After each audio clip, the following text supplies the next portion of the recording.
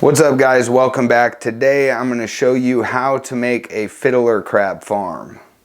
Do me a favor, give me a thumbs up if you got any value out of this video. Make sure to subscribe for more content like this, and let's get to it. Okay guys, so what you're going to want is you're going to want a bucket or a tray thing like this, sand, brackish water, and crabs, and something to prop it up. I use books to prop mine up, but we're going to switch angles. I'm going to show you what I'm talking about.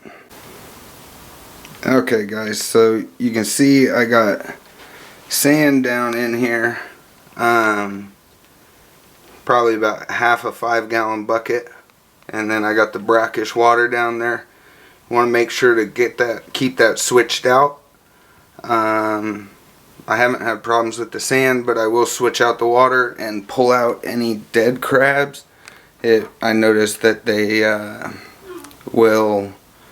ones will die if there's multiple dead ones in there. So make sure to keep those cleaned out.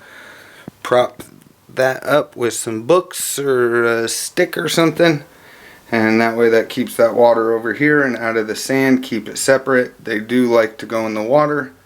And then also I run a heater. Some people do heat lamps. I find it's only necessary if it's the real cold nights here in Florida where it's like 30-something degrees, and then I'll run just a little space heater up next to it or a heat lamp. Thanks for watching guys. Do me a favor and give me a thumbs up if you got any value out of this video. Make sure to subscribe for more content like this. Also, please comment below if you guys want to see any other videos, or if you have another way that you keep your crabs alive, or any tips for me that might make them last longer. Thank you. See you next time.